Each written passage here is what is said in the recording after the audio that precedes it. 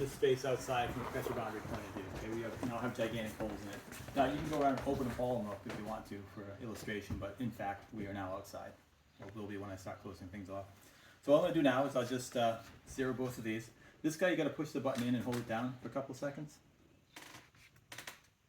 And then you'll see it start timing down 5, 4, 3, 2, 1, and now it's ready. And then him I can just take and I can put on my belt. Maybe. Oh, it's quiet. Yeah, it will alarm if I hit 35 parts per million. It will go off. Okay. But that doesn't, every once in a while it just give it a look. Okay. Now right on the display right now it says 22. That's how many months are left in the battery. If it starts detecting something, it'll display it. Like 1, 2, 3, something like that, okay?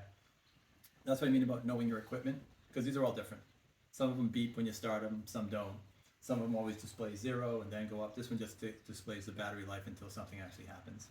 Next thing I want to do is turn on the gas leak detector. Just go ahead and put that outside. Typically this beeps, and right now it's taking an air sample. It's what's called zeroing.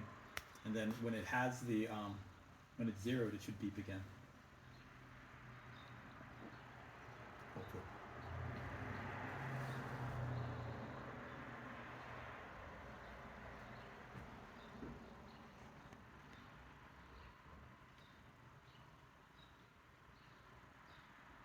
I was working in Austin the other day, like I was saying, and every piece of equipment they had there was broken. Yeah.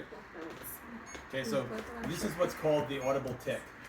And so it's just, I know it's working and it's ticking, and what it's telling me right now is there's no combustible gas in the air.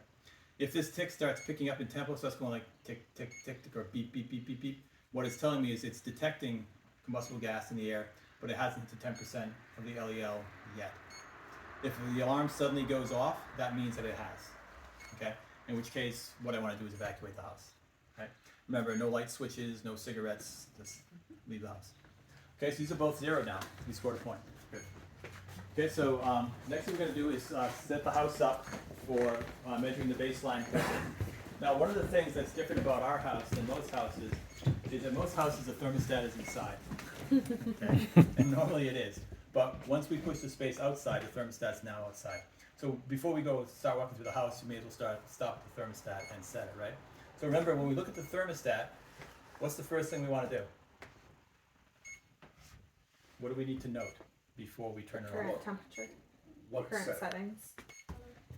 You're almost there. The mode. Heating, cooling, or off. I don't really care what the temperature is set on, but I need to know whether it's on heating, cooling, or off, right? If it's on heating, that means I'm going to test the heating system considering the venting to be warm vent. It only gets 2 minutes to establish draft. If it's on cooling or off, that means I'm going to consider the venting system to be cold vent, and it gets 5 minutes to establish draft. So I have to stop here and see what it's set to, okay? So I'm going to go ahead and take a look. The mode is on heat, which means it's warm vent. It only gets 2 minutes to establish draft. If it was a category 1 appliance, this is in fact a category 4, it doesn't really matter. But you need to display, you know what you're talking about. So I do want to turn it off. With this thermostat, nothing happens until you say done, okay? I would advise you also to mess around with this a little bit and get familiar with how it works. Mm-hmm. I've seen people crash and burn on field tests at thermostats, especially Nests. Nests are death to people if they don't know how to do it. They really are. Okay, done. So now the mode is off, okay? And I need it to be off because I don't want the system to come on at any point during my testing until I want it to come on, right? I don't want it to do it by itself. So now I can enter this space. Now, everybody come on in. So we're going to start setting up for worst case, or for baseline pressure measurement first.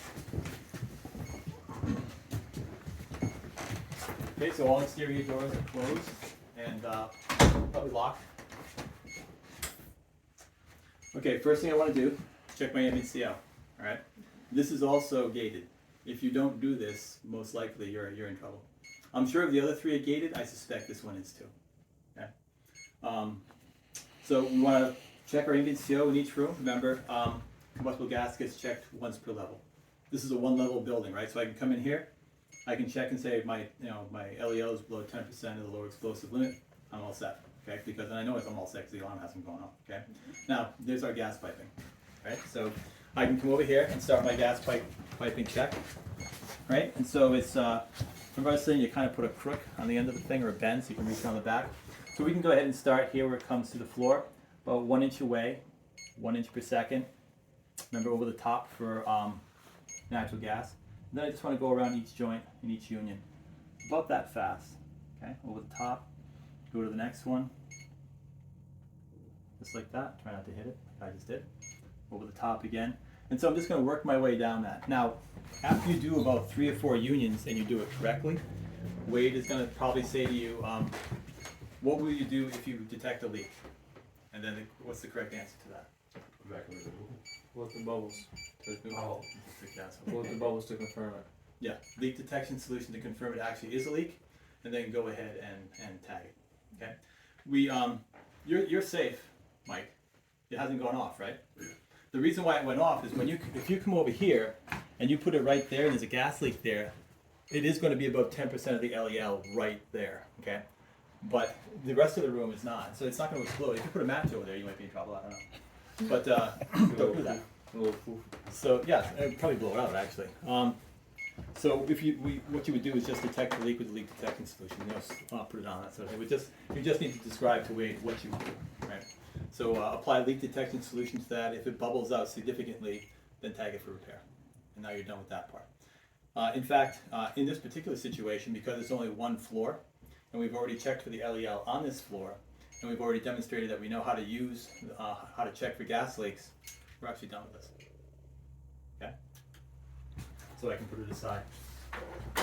Now, other things that we can look at in here. First of all, we want to get ready for our measuring the baseline pressure. So we want to make sure the windows are closed and locked. This window, in fact, is not locked. Right, left is locked here. I can properly identify or correctly identify the heating and cooling system, right? So I have a category 4, seal combustion, gas fired hot air furnace.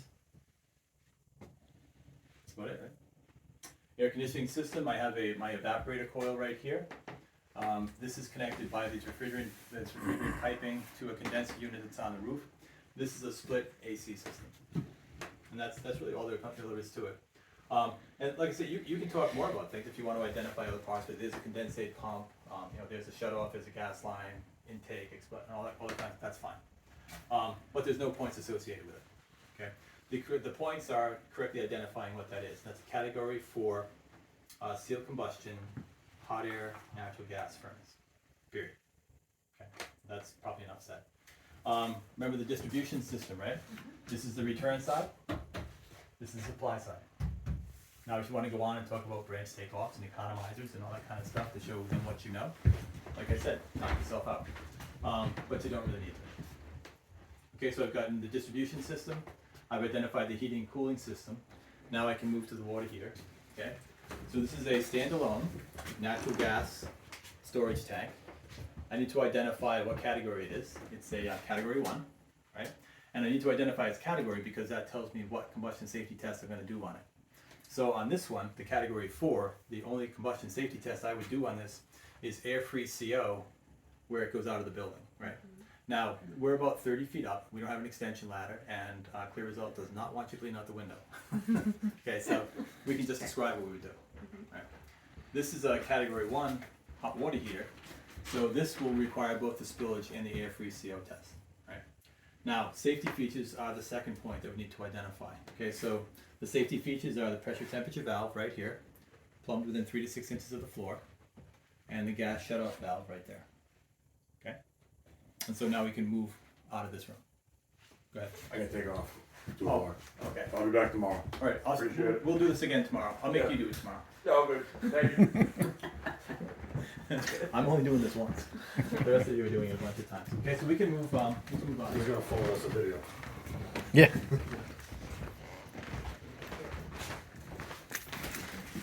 Okay, so we're setting up for measuring the baseline pressure. Remember that the door between the combustion appliance zone and the rest of the house always stays closed up until step 3, right? Okay, so we just jumped in the bathroom. So Eric, would you go ahead and close that exterior door right there? Thanks. Okay, so we want to, once again, we're closing up the shell so we can hold pressure and take pressure measurements. When we're setting the interior doors, we're looking in the room to see whether it has an exhaust fan or an HVAC return. If it does, then the door to that room stays open. In this particular case, there are only supplies. There's no exhaust fans and there's no HVAC returns. Next thing I want to do when I walk into the space, so first thing I do, ambient CO, right? I check my ambient CO, still at 0, I'm good. So this room in here will have, does have an exhaust fan. So this, Don't mind me, right? so there's an exhaust fan here. So we want to check the windows, make sure they're closed and locked. Check your ambient CO. And we're going to leave this door open, okay? Because there's an exhaust fan. And that could pull air away from the combustion appliance zone, make it go more negative, so we want to let it do that, right? Now, in this space, there is the dryer. Okay, so if we had the choice of leaving the door open between here and someplace else, we would. And we will use this during our test. The only door between here and the rest of the house is the CAS door, which is part of the test anyway, which we'll open later. Okay, but this is definitely another exhaust fan that we'll use in combination with the exhaust fan in the bathroom. This is also a combustion appliance zone, right? What's the appliance? Yeah, the gas oven. That's actually a propane oven, and that was good because in our old house we used to attach that to a propane tank and actually really test it. The fire marshal, in his wisdom, will not allow us to attach a propane tank to that. It's too dangerous, he says. So we will simulate that. Okay. But you just ask you outside. Yeah. But this is a combustion appliance, okay? So just go ahead and identify it, and part of the test will be to test the oven at the end, okay? All right, so we move to our next room. Check our ambient CO, right? Make sure all the windows and doors are closed and locked, which they are. If the lock is facing left, it's locked. If it's facing right, it's unlocked. We look around, are there any exhaust fans in this room? No. Any HVAC returns? No, just supplies. Okay, so let's move to our last room. Once again, we check our ambient CO. Make sure that it's still at 0. The window is closed and locked. This is an exterior door, so we're going to go ahead and close this one. Okay, no exhaust fans, no HVAC returns. This is supply right there. And so we can leave this room, and we'll close the door behind us, right? That's a supply to the room. That's actually a pass-through vent that I taped off on the other side. So we're gonna close this door because there is a return. So we're going to close this door because there is no return. Because there's no return, there's only supply. Only supplies. And no exhaust. And no exhaust fans. Right, so we close this door. Same situation with this room. No exhaust fan, no HVAC return. We close this door as we leave. What we're doing is called constricting volume. If we leave these doors open, when we turn on the exhaust fans, then the exhaust fans are able to pull pressure relief from all these rooms, right? Mm-hmm. But if I close these doors, that constricts the volume that these exhaust fans are pulling from and allows them to pull the pressure down more than if in a big space, right? Think about a little fan in a big space. Can it depressurize it very much? No, right? Think about it, a little fan in a little space. It can depressurize it, right? So when we close these doors, what we're doing is we're constricting volume for these exhaust fans, and that gives them the maximum ability to depressurize this space and cause the combustion appliance zone to go more negative. If we leave these doors open, that's pressure relief. Okay, that's why we close them. Okay, so right now we're set up to measure the base pressure difference between the combustion appliance zone and outside, and so we'll do that with this digital manometer right here. Now, one thing to know about this digital manometer is it is semi-broken. Okay, and when I say semi, what I mean is that for some reason it has stopped using the programming on the right-hand side. It can only measure pressure. It can't do pressure flow, which is fine. It measures it accurately. It just can't do it. And as long as you know that, you're good. It says it right there. Reads pressure only. This is a good manometer for taking pressure readings. It's not a very good manometer for blower door tests and stuff like that. Okay. So we'll go back into the combustion appliance zone. And we want to close this door behind us once we're all in here.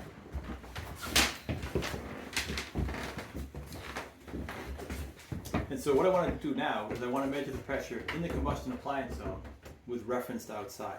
So I'm going to, this port right here, I'm standing in the combustion appliance zone, so I don't need a hose on it. It's reading pressure right there. But I do need to put a hose on the reference down here.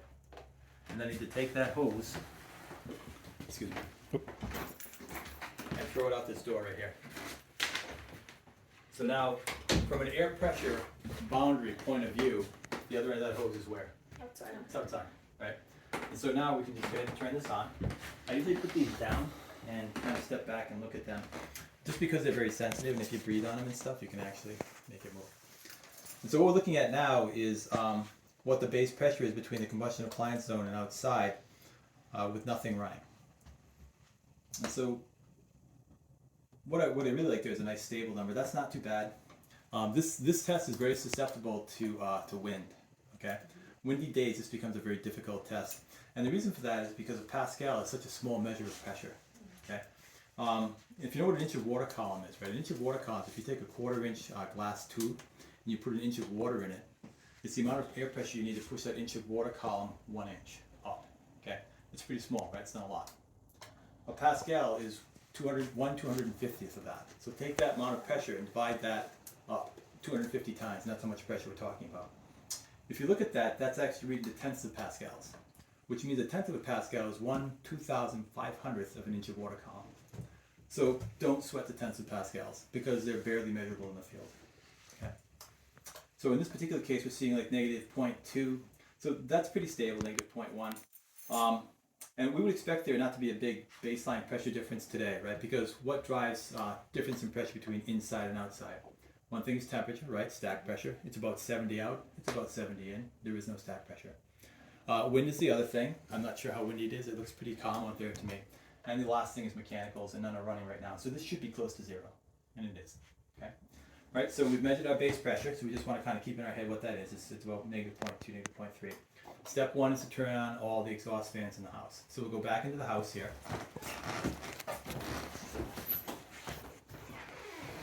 We'll turn on the bathroom exhaust fan here. It takes a second to get going, by the way.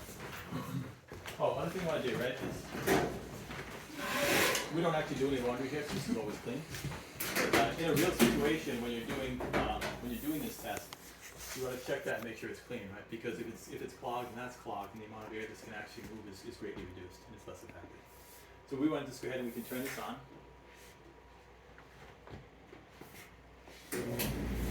Now both our exhaust fans are on, so that's step 1. Let's go back into the combustion appliance zone. We'll close the door behind us.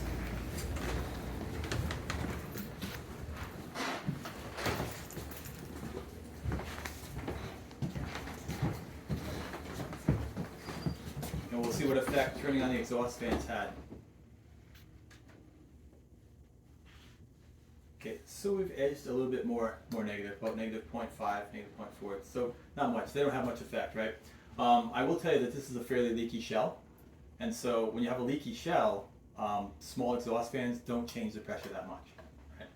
Now here's the thing with exhaust fans: they can only ever make the combustion appliance zone do one of two things: either go more negative or do nothing.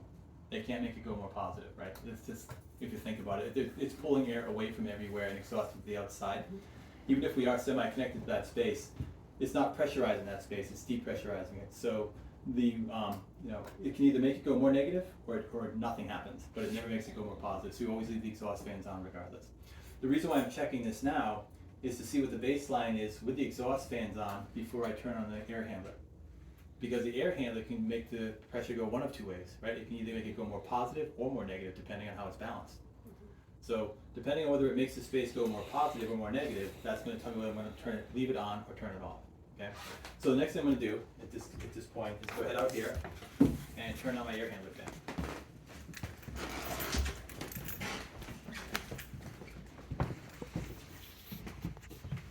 Okay, so I'm going to go to the fan switch, go ahead and turn it on. Remember, you got to hit done, and then that should turn it on. Yeah, so there it says fan on, and so we should hear it come on this side. Yeah, starting. Okay, so we're going to come on back in here. And there's a lot of walking around here. You should be happy we're here and not in our old field house, because all this stuff is in the basement. Oh. And then up and down the stairs, up and down. Okay, so we want to see what effect turning on the air handler had on the pressure here. Did it make it go more positive or more negative? From the baseline or from the last one? From the last one. Right. That's why we check it between the exhaust fan and here. More positive. Was it -1 last time? It had gotten up to -5, right? Yeah, Or it was 0.5. about -0.5, yeah.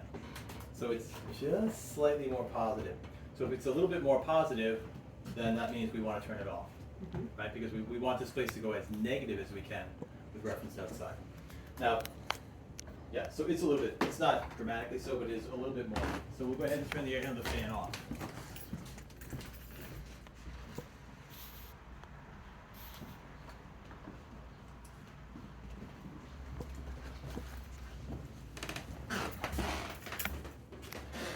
I think it's ready to turn off, right? Okay, the last step is we open the door between the combustion appliance zone and the house. So everyone, if you want to just go ahead and open that door.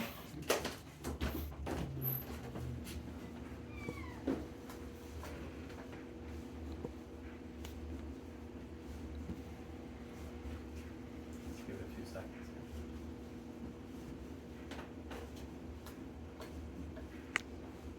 I think it's a little more negative. So now it's around a negative 0.7 or so. So we're not, I mean, they're not real big changes, right? But I think that this is probably worst case like this. You can get into houses sometimes, like the house I just tested in Austin, where if we turned on all the exhaust, the water heater was in the garage. And so if we turned on all the exhaust fans, nothing really happened. And if we turned on the air handler fan, it went just slightly more positive, so we turned it off. And then we opened the door between the garage and the combustion appliance and the rest of the house where all the exhaust fans were. It dropped down to like, it went from like negative 0.2 to like negative 7. Because he had very powerful exhaust fans, a very tight house and a tight garage. And when we connected the CADs to the house, it very dramatically changed it. That doesn't happen here, okay? These changes are very subtle. The other advice I'll give you is forget what these readings are here. This is what they are today, right? And they're very subtle changes. So difference in temperature, difference in wind, something like that might change exactly what your setup is. It might be that it'll be like really hot on the day you take your test or something like that. And maybe that door ends up, when you look at the numbers and you follow them, the door ends up staying closed rather than open. It's a very subtle change. You need to follow the numbers that you see during your test. Don't remember the numbers that we see here while we're training. Follow the numbers during your test. Because BPI, every time you do a reading, BPI is going to be able to look at your manometer and see what your interpretation of those numbers are. And you need to interpret what you see on that day correctly and not remember what happens today. Okay? And so our end goal is to get it as negative as possible. Yes. In this space. From this space to that space, as negative as possible, with those 3 steps. Okay, very simple. All exhaust appliances on. Check and see what happens, and it can only make it go either does nothing or makes it go more negative. So the exhaust fans always stay on. Okay, what we're really doing is checking a new baseline to see what the air handler will do. Step 2 is to turn on the air handler. It makes the space go more positive with reference to out there, we turn the air handler off. If it makes the space go more negative with reference to outside, then we leave it on. Last step, we open the door. And once same thing. If opening that door makes it go more negative, like it seems to have, we leave that door open. If it makes it go more positive, we close that door. Okay, so we are probably in worst case. It's hovering around negative 0.7, negative 1. So this is worst case. Anyway, today. This usually is worst case here. Every once in a while, it's with the door closed. I don't know why. But like I said, they're very subtle changes. So the next thing I'm going to do is I'm going to actually calibrate for a 0 and analyze it. Okay. We're in worst case, we're ready to test. So I'm going to get this ready. And once again, this is another instrument that has to be tested or zeroed outside. Okay, you can't zero this inside the house.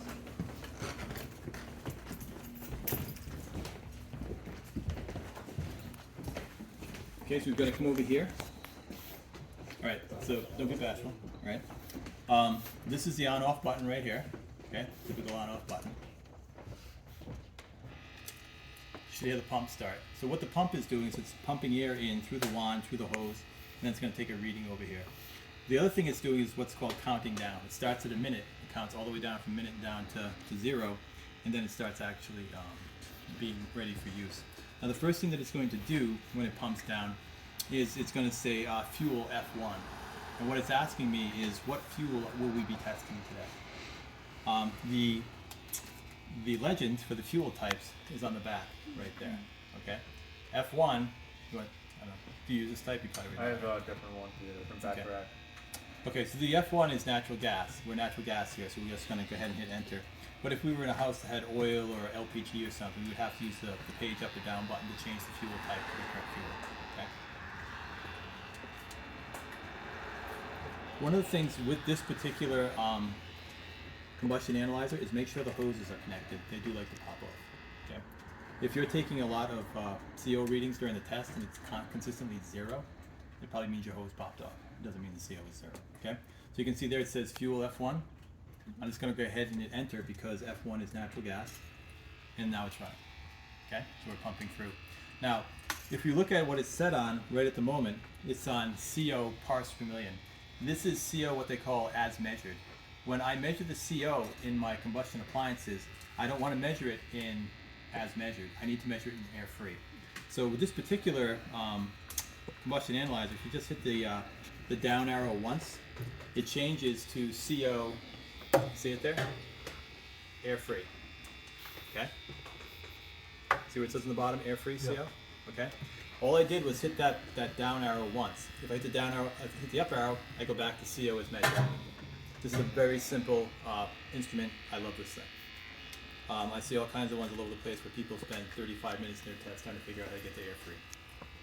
But this one's very simple. Okay, so it's set to air free. And so now we can go back inside of here. And the first test we're going to do is not the CO air free, but the actual spillage test. Sorry, okay, so remember we've got to put it back into worst case, so something to go behind here. So now we're in worst case, and I can just put this down for a moment. Now, I'm going to start up the water heater. And remember when I start the water heater, I have now put myself into potential CO range. I'm going to start monitoring this again. Okay. Can you just step out for a second? All right, so this is a time test. Domestic hot water heaters are always considered what kind of vent? Warm or cold? Warm. Warm. Always warm because they're always on, right? Right, so I'm just going to take this and turn it up off of pilot to hot. Just ready to start. I start my timer. It has 2 minutes. Now, I said I don't like to use smoke, and I don't. So what I do use sometimes is this mirror from BPI, the logo, they love that. And when I test, what I want to be down is down an inch and out an inch. And what I'm looking for is condensation on my mirror. I'm just going to go right around this thing, 360 degrees. And if there's any spillage happening here, I will see water vapor condense on my mirror. And so I can see at this point that even though this thing has just started and it's a fairly warm day, there's no spilling going on. There's no spillage. Now take a look at this venting system, and can you see a reason why, even though it just started, there's probably no spillage? Why would it be? Straight up. It's perfect. No, no elbows. Yes. They don't make a venting system better than that, right? It's straight up off the thing, right through the roof. Okay, so there's no reason why this thing should ever spill. It'd have to be like a blockage or something like that, right? Like a bird flew in there and made a nest. Then it could spill. Or it could be overcome by really strong negative pressure. But we know, having done our worst case depressurization, that we're only looking at like less than a pascal of depressurization in this space. So this, we would expect this to draft pretty easily. So if it didn't draft, my first conclusion here is not poor configuration and not too much depressurization, but what? Blockage. There's going to be a blockage, right? There's no reason why this should backdraft other than that. Okay, so clearly it passed very easily. So what I'm going to do now is check for air-free CO. And remember that the round part here is the flue, and you can see the baffle right there that bisects it. And what I'm going to do is come in from the side here at a downward angle to get below the lip of that flue. And then what I'm going to need to do is let this pump through and give me some readings, okay? So it'll pump through and start doing reads, so you can see it started there, 1, 2, but I need to let it stabilize. And then once it stabilizes on this side, I'll move this probe over to the other side using the same angle and take a measurement over there. And remember that we don't average these values. We take the highest of the two and we make our recommendation based on the highest. The 2 minute thing, during the test, would we need to have a stopwatch? Or your smartphone. Oh, okay. Yeah. And you have 2 minutes to do everything you're doing now? No, just a spill. Oh, still, it's all okay. Okay, so we've leveled off right around 16 parts per million. Okay? So I'm going to now switch over to the other side and see if I can get in there. Slight downward angle. So that should be good. And then I'm going to take a reading on this side.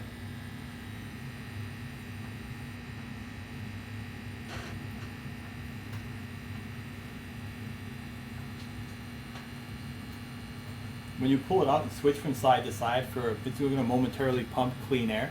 So you're probably going to see the parts per million go down a little bit and then come back up. Once it starts coming back up, you'll know it's actually taking samples. So this is jumping back and forth. Okay, so between 15 and 16. Okay, so it's 16 on both sides. What's the threshold to pass? Do you remember? 200. 200, very good. And so once I'm done, I want to go ahead and turn this back to pilot. Okay, I'm going to actually leave this running. There's a couple things with these combustion analyzers. First of all is when you have large amounts of carbon monoxide that this thing is tested. Now, 16 is not much, so it's not a big deal. But you're talking, if you're doing something, you've got 150, 200 parts per million sitting on the sensor, let it purge. Because you'll damage your sensor and shorten its lifespan if you don't, okay? So what I'm going to do is just let it purge, it come down to 0, and then if I'm not going to do anything else with this, then I would turn it off. Now, we are actually going to go into the kitchen and test the gas stove. So I'm going to leave this running, because it needs to be zeroed still. Now, the gas stove does not need to be tested under worst case depressurization. So I can go ahead now, if I want to, and I can turn off the fans.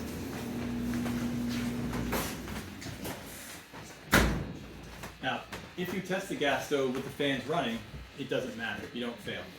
If you test the gas stove with the fans off, it doesn't matter, you don't fail, okay? It doesn't have a venting system, it can't be backdrafted. Depressurization doesn't matter to this test. Okay, so I'm keeping an eye on my ambient CO when I start this test also. So what I would do first is I would come over here,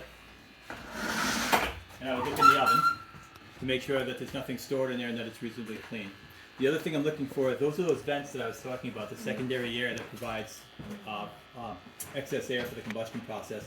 None of those are blocked. If they were, I'd recommend to them that they get those things off of there because they're potentially creating carbon monoxide by blocking secondary air. So I look in there and make sure everything's all set. Good, I'll go ahead and close it. And then I can come over here, I'll put it on bake. And then I want to put it on to 500.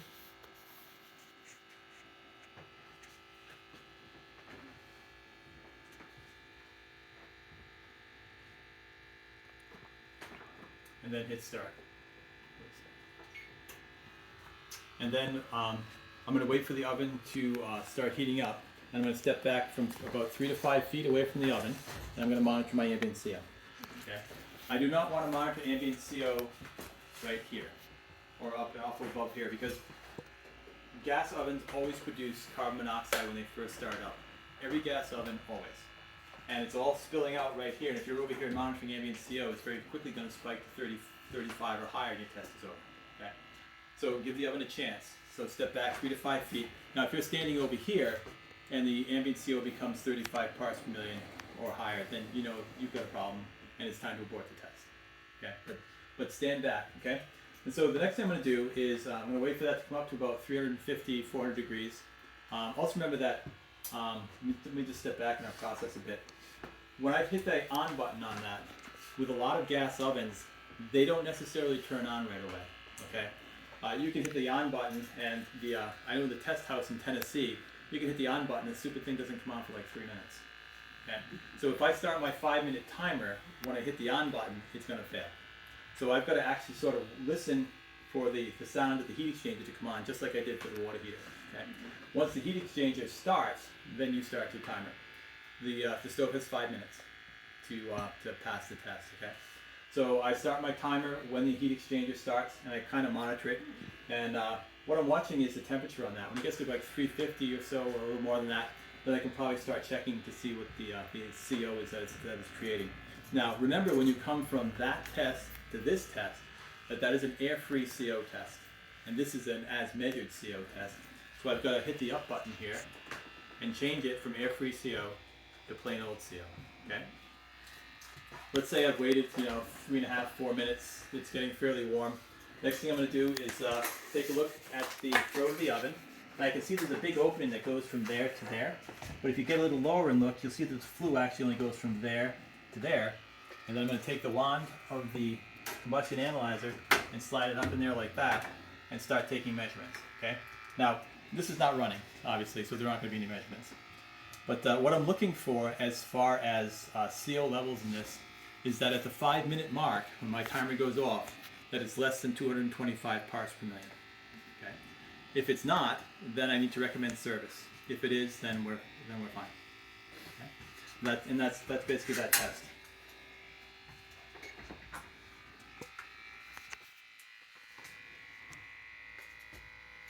That's combustion safety testing here. Took me 3 hours to explain it. Took me 10 minutes to do it. Okay. All right, who wants to do it? W Bash? Give it a shot. Okay. Okay, take me soup to nuts. Just, this away. Do you want me to start from the very beginning? Very beginning.